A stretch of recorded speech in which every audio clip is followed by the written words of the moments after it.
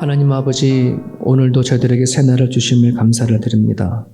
믿음의 권속들이 여전히 변함없이 새벽 제단에 기도의 불을 붙입니다.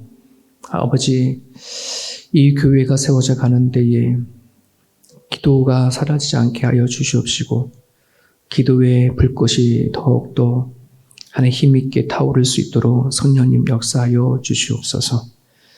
아버지, 하나님의 진노가 이 세상의 불의를 통하여 나타난다고 분명히 말씀해 주셨습니다. 세상에 퍼지고 있는 코로나나 전쟁의 위기, 이 모든 것이 우리 인간의 불의를 통해서 출발되어진 사실을 우리는 바라보게 되어집니다. 이 세상을 품고 회개하는 자들 되게 도와주시옵시고, 하나님을 향하여 치료를 구하고 하나님을 부르짖으며 하나님의 섭리를 구할 수 있는 우리들의 모습이 되어줄 수 있도록 하나님 긍휼과 자비를 베풀어 주시옵소서. 특별히 전염병에 이어서 전쟁의 위기가 전 세계적으로 퍼져가고 있습니다. 전쟁은 하나님께 속한 것이오니 아버지 하나님께서 친히 주관하여 주시옵시고, 이 땅 위에 또 다른 어려움이 생기지 아니하도록 하나님 붙잡아 주시옵기를 간절히 바랍니다.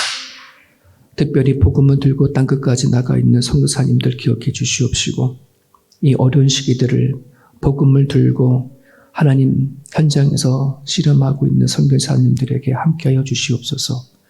특별히 부모님을 따라가서 같이 사역하고 있는 어린 선교사님들이 있습니다. 그 딸들을, 자녀들을 주께서 기억하여 주시옵시고, 하나님 앞에 우리 자녀들이 더 잘 성장하고 자라 부모님을 통해서 이어받는 믿음의 유산으로 또한 하나님 마지막 때의 삶의도를 감당할 수 있는 어린이 선교사님 되어줄 수 있도록 도와주시고, 또 이 땅에서 살아가고 있는 우리 모두가 또한 이 시대에 분명 명령하시고 분부하신 마지막 사명을 잘 감당할 수 있는 우리들의 모습이 되게 하여 주시옵소서. 우리는 이민자들입니다. 호주 땅을 끌어안고 기도할 수 있게 하시고, 점점 변질되어져 가오는 이 땅을 위하여 구하고 기도하는 우리 모두가 되어줄 수 있도록 하나님 함께하여 주시옵소서. 오늘도 주님 말씀 붙잡고 하루를 시작하고자 하는 우리 모두 가운데 함께해 주시길 원하며 예수님 이름 받들어 기도합니다. 아멘. 요한복음 10장 22절에서 29절입니다.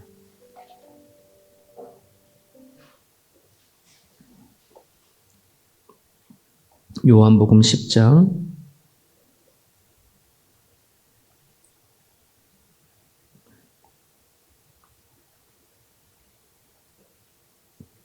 22절부터 29절까지 같이 보겠습니다. 예루살렘의 수전절이 이르니 때는 겨울이라. 예수께서 성전 안 솔로몬 행각에서 거니시니 유대인들이 애워싸고 이르되 당신이 언제까지나 우리 마음을 의욕하게 하려 하나이까? 그리스도이면 밝히 말씀하소서 하니 예수께서 대답하시되 내가 너희에게 말하였으되 믿지 아니하는도다. 내가 내 아버지의 이름으로 행하는 일들이 나를 증거하는 이거늘 너희가 내 양이 아니므로 믿지 아니하는도다. 내 양은 내 음성을 들으며 나는 그들을 알며 그들은 나를 따르느니라. 내가 그들에게 영생을 주노니 영원히 멸망하지 아니할 것이요 또 그들을 내 손에서 빼앗을 자가 없느니라. 그들을 주신 내 아버지는 만물보다 크심에 아무도 아버지 손에서 빼앗을 수 없느니라. 아멘. 아멘. 2016년도에 독립영화사에서 한 영화를 제작을 했습니다. 14년에 걸쳐서 발표를 한 영화인데 귀향이라고 하는 영화입니다. 보셨는지 모르겠지만 16살 어린 소녀였던 강일춘 할머니가 위안부로 끌려가서 지냈던 그 일대기를 그린 영화입니다.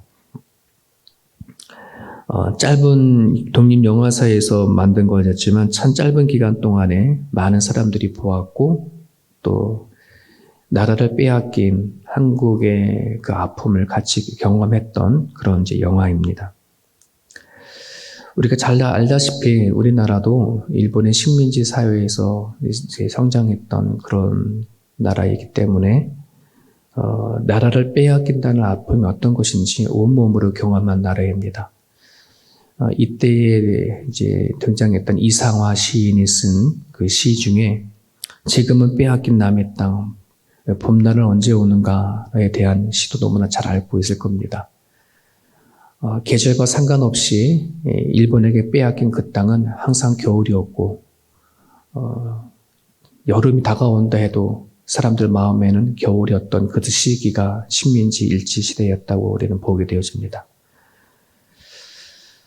우리가 이 나라가 빼앗겨서 오는 그런 겨울도 있지만 우리 개개인의 인생을 보게 되어지면 인생 속에서도 찾아오는 겨울들이 되게 많이 있습니다. 이민자로 살아가는 여러분들에게는 어느 때가 겨울이었습니까?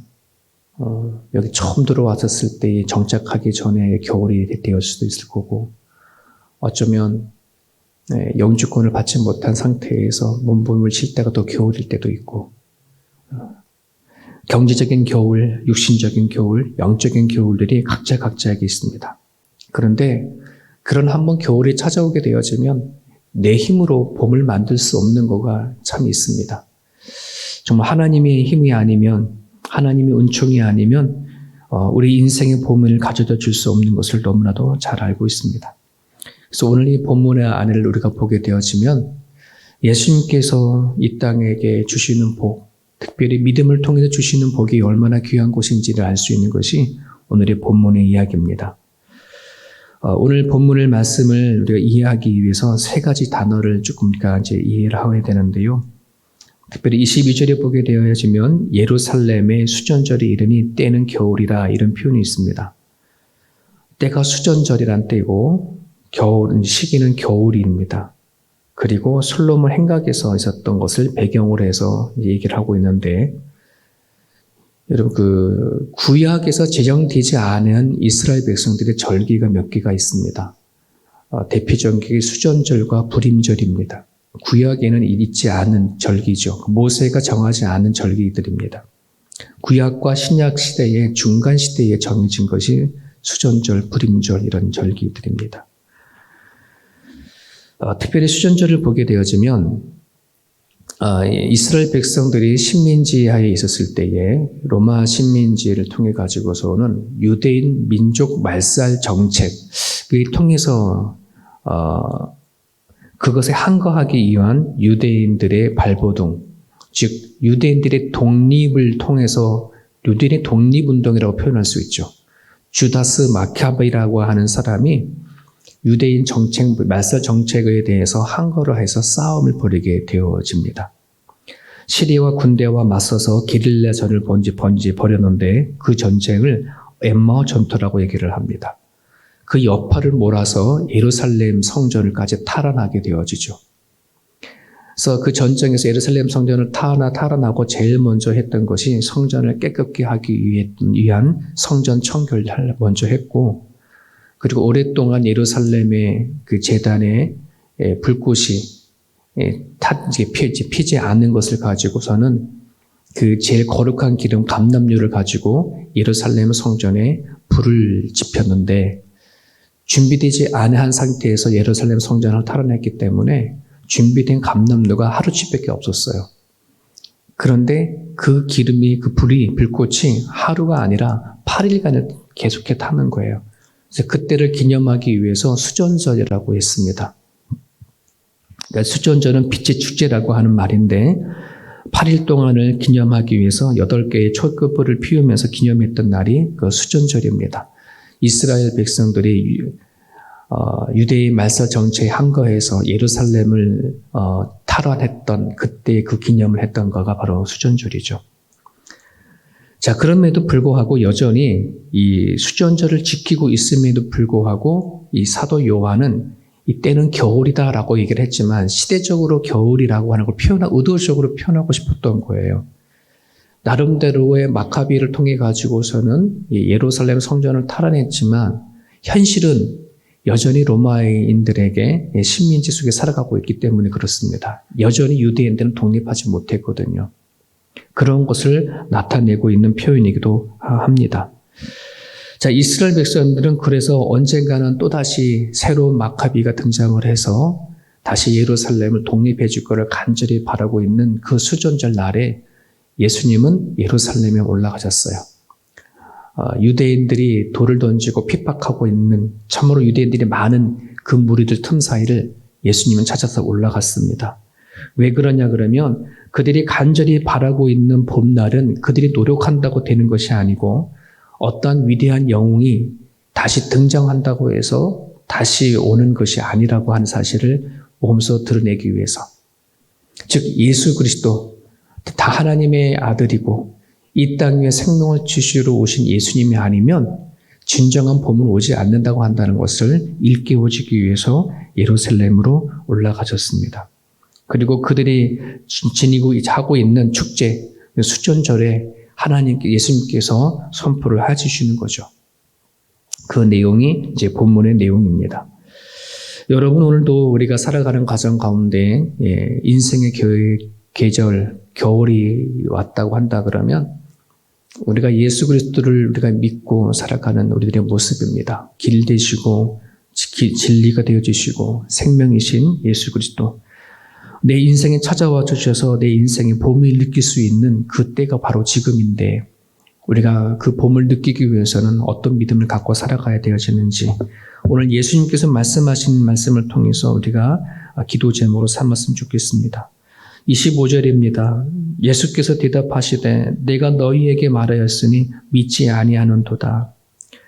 내가 내 아버지의 이름으로 행하는 일들을 나를 증거하는 이거늘 이란 표현을 말씀합니다. 예수님께서는 끊임없이 당신이 어떤 분인지를 드러내셨습니다. 이게 말씀으로만 한 것이 아니라 또 예수님께서 행한 것, 즉 하나님의 아들이 아니면 하나님이 아니면 행할 수 없는 기적들을 너무나 많이 드러냈음에도 불구하고 그 말을 듣는 수많은 유대인들은 믿으려고 하지 않았습니다. 받아들이려 하지 않았다는 것입니다. 여러분, 우리가 주님이 이 땅에 오셨고 성령 시대에 성령이 오신 것을 선포하고 있지만은 사람이 그거를 받아들이려 하지 아니하면 아무 소용이 없습니다. 그렇지 않습니까? 그래서 복음을 전하고 하나님의 말씀을 이렇게 전하는 과정을 이렇게 보게 되어지면 어떤 분들은 정말 그 말씀이 어떤 말씀인가라고 잘 귀담아 들으려고 막 이렇게 애쓰는 분들이 있는 반면에 마음을 탁 닫아둬 버리고 계속 그냥 질문만 하는 거예요. 그래서 그래 당신이 하나님을 얼마나 알아? 막 이런 식으로 한번 나를 설득시켜봐. 나를 한번 그 성경에 대해서 논리적으로 나를 한번 내 이성을 한번 논리적으로 설득시켜봐. 이런 식으로 그 자리를 대면하는 분들도 종종 만나게 되죠. 참 그러면 참 마음이 아파요. 그 모습이 보이거든요. 마음을 문을 열고 받을 준비를 하고 말씀을 듣는 것인지 나는 들을 생각이 없어. 받아들일 생각이 딱 없고 마음은 닫아놓고 나를 설득시켜봐 하는 식으로 말씀을 듣는 분들도 계신다는 거죠.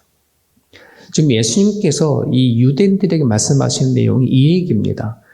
말씀을 했어요. 알아듣게 말씀했고 그리고 뿐만 아니라 그들에게 그동안의 역사 가운데 보지도 못하고 경험하지 못했던 예수님의 그 기적과 표적을 드러냈음에도 불구하고 이들은 마음을 꽉 닫아둬 버리고 있는 것이에요. 이것은 바로 불신입니다. 여러분, 의심과 불신은 달라요. 세례 요한도 예수님이 오셨을 때 과연 예수님이 메시아인가? 라고 하는 그 의심을 했습니다. 그거는 나름대로의 하나 예수님을 믿는 과정에서 생기는 의심이 있어요. 그건 믿음의 과정이거든요. 그런데 불신은 달라요. 불신은 마음을 닫아버리고 있는 상태에서 던지는 것들이거든요. 그런 부분들 안에서 정말 우리가 예수님을 내 인생의 주인으로 모시려고 한다면 내가 내 뜻대로 내 생각대로 풀려지지 아니하는 내 힘대로 되지 아니하는 인생의 겨울을 맞이한다고 한다 그러면 정말 예수님을 마음의 문을 열고 받아들일 수 있는 그 마음이 있어야 그 믿음이 있어야 따뜻한 봄날을 경험할 수가 있어요. 마음을 꽉 닫아두리고 하나님은 끊임없이 마음의 문을 두드리고 있는데도 불구하고 그 예수님을 받아들이지 않는다 한다면 결코 마음의 봄은 오지가 않는다는 것입니다. 우리 주변에 참 많은 사람들이 있습니다. 분석하기 좋아하고 또 지식을 통해서 뭔가 깨닫기를 원하는 부분들이 있지만 여러분, 우리가 제일 중요한 것은 베드로 고백처럼 나를 내가 믿고 알았습니다 라고 하는 그 믿음의 고백, 먼저 받아들이고 인정하는 그 믿음이 우리 가운데 있기를 간절히 바랍니다. 27절을 계속해서 보게 되어지면 어저께도 잠깐 말씀을 나누었지만 예수님께서 이렇게 말씀하십니다. 내 양은 내 음성을 들으며 나는 그를 알며 그들은 나를 따른다. 내가 내 양을 안다. 양도 내 음성을 안다. 서로 안다는 게 무슨 말이에요? 관계성이에요. 관계성. 우리가 믿는 하나님은 인격적인 하나님이잖아요. 인격적인 하나님이라고 한다는 것은 인격적인 관계성을 맺는다는 겁니다. 누누이 말씀이 드리지만은 우리가 하나님을 인격적으로 하나님을 믿는다고 말했을 때에는 내가 가지고 있는 지정이 생각하고 감정적인 것과 의지적인 것을 같이 동반해서 하나님을 믿는다는 것입니다. 내가 하나님의 영향을 받고 또 하나님께 영향을 주는 그런 관계입니다. 하나님 때문에 내가 행복하기도 하고 그리고 내가 어떻게 행동하고 어떻게 생각하냐에 따라서 하나님이 속상하기도 하고 기쁘기도 하시는 그런 관계다라고 하는 것을 믿고 행동한다는 것입니다. 이게 관계성이거든요. 예수님께서 분명히 말씀하십니다. 내 양은 내가 알고 양은 내 음성을 듣는다. 그래서 뭐 한다는 따른다라고 하는 표현이요. 이거는 순종입니다. 하나님을 경험하는 데 있어서의 가장 마지막 단계가 순종의 단계라고 얘기하지 않습니까? 많은 사람들이 하나님은 일하신다. 하나님이 나를 부르셨다. 하나님께서 나를 통해서 여러 가지 말씀을 준다. 그래서 하나님 말씀 때문에 갈등도 하고 또 고민도 하고 끝내는 잘 조정을 했는데 마지막 단계에 순종하지 않아서 결국은 하나님의 경험을 못하는 경우들이 얼마나 많은지 몰라요. 마지막 단계는 순종입니다. 하나님을 알았다면 예수님을 통해서 내가 이렇게 살아야지라고 결단을 했다면 이제는 그 삶을 살아내는 것, 이것이 바로 따른다라고 하는 그런 의미입니다. 오늘도 많은 믿음의 사람들이 말씀을 통해서 깨닫는 사람들도 많고 또 이리 할까 저리 할까 주저주저 하는 경우도 있고 또 마침내는 안 되겠다. 올해 2020년도는 이렇게 살아야지라고 마음의 확신을 갖고 결단하는 분들이 있는데 이제는 끝에 마지막 단계, 순종하는 단계가 있어야 돼요. 그 순종이 없으면 그냥 결단하고 말아버리는 겁니다. 마음에 갈등하고 말아버리는 거고 하나님이 함께 하신 걸 알지만 그냥 아는 곳에 머물러 있는 겁니다. 전혀 경험할 수가 없어요. 그런 부분들 안에서 우리들이 살아가는 삶 속에 안에서 예수님 때문에 정말 풍성한 삶을 경험하려고 한다면 겨울을 지나고 하나님이 주시는 따뜻한 봄의 인생을 맞이하고 싶다고 한다 그러면 우리 삶이 척박하고 힘들다 할지라도 주의 음성을 듣고 따라갈 수 있는 그런 믿음이 우리 가운데 있기를 원합니다. 28절과 29절에 보면 또 다른 믿음이 있습니다. 받아들이는 믿음, 따르는 믿음과 함께 하나가 뭐냐면 확신하는 믿음인데요. 28절과 29절 보겠습니다. 내가 그들에게 영생을 주노니 영원히 멸망하지 아니할 것이요 또 그들을 내 손에서 빼앗을 자가 없느니라. 그들을 주신 내 아버지는 만물보다 크심에 아무도 아버지 손에 빼앗을 수 없느니라. 여기에는 세 가지 확신이 있어요. 첫 번째 확신은 뭐냐면 영생에 대한 확신이에요. 영생은 누가 주냐면 하나님이 주는 거예요. 그러니까 구원이라 하는 것은 내가 그거 얻는 게 아니라 하나님이 주시는 거죠. 그렇죠? 그러니까 예수님을 통해서 내가 구원함을 받았다고 한다 그러면 영생을 받은 것에 대한 확신이에요. 오늘 저는 여러분들이나 죽은 다음에 영원한 생명을 얻는 것은 이건 당연한 사실이거든요. 하나님은 결코 우리에게 주신 구원에 대한 거, 영생에 관한 거, 정말 우리가 하나님을 배신하고 돌아서기 전까지는 하나님은 우리를 이거를 취소하는 법이 없어요. 내 안에 죽어도 영원한 생명이 산다라고 하는 이 영생의 확신을 갖는 거고, 두 번째는 그들을 내 손에서 빼앗을 자가 없다라고 한다는 말은 하나님께서 지키시고 보호하신다고 하는 확신입니다. 내 안에 영생이 있다고 하는 확신. 두 번째는 하나님이 주님 나라 갈 때까지 지키시고 보호한다고 하는 확신. 하나님께서 야곱을 베델에서 만나주시면서 내가 너를 떠나지 않겠다, 끝까지 하겠다라고 약속하셨던 것처럼 하나님은 우리들에게 그 약속을 하셨다는 말이에요. 안전 그리고 보호하시겠다. 이것에 대해서 의심 없이 받아들일 수 있기를 바랍니다. 마지막 하나는 하나님에 대한 사랑에 대한 확신인데요. 29절에 보면요, 보세요. 그들을 주신 내 아버지는 만물보다 크심에, 우리 요 말씀만 보게 되면 하나님이 만물보다 크시다라고 하는 뜻이 되는데요. 어떤 사본에 보게 되면 여러분 성경책 밑에 보면 나와 있을 거예요. 어떤 사본에는 내 아버지께서 내게 주신 것이 만물보다 크매 이렇게 되어 있거든요. 그럼 누굴 얘기하는 걸까요? 구원 하나님이 선택한 사람을 얘기하는 거예요. 개역 성경을만 보면은 하나님이 만물보다 크다라고 한 뜻 같이 있는데 어떤 사본에는 예수님이 선택하신 그 사람들이 만물보다 크다라고 하는 의미, 두 가지 의미가 있어요. 그러면 우리가 사본을 가지고 얘기한다 그러면 예수님께서 우리를 십자가 못 박혀서 끝까지 구원하신 우리들이 만물보다 크다는 걸 얘기하는 거거든요. 그건 다른 말로 말하면 우리를 구원하시고 선택하셨을 때에 하나님께서 우리를 향한, 개개인을 향한 사랑이 어마어마하다는 거예요. 여러분, 우리 부모님들은 자녀들을 크게 생각하잖아요. 그렇지 않습니까? 네. 우리 하물며 사람도 자식을 대하는 그 자식의 크기가 그만큼 큰데 하나님이 우리를 향해서 만물보다 크다라고 하는 거예요. 하나님의 사랑이 그만큼 크거든요. 그러니까 그 사랑을 우리가 경험할 수 있다라고 한다 그러면 여러분 우리가 이 세상 살아가는 데 있어서의 그 힘든 것도 다 이겨낼 수가 있습니다.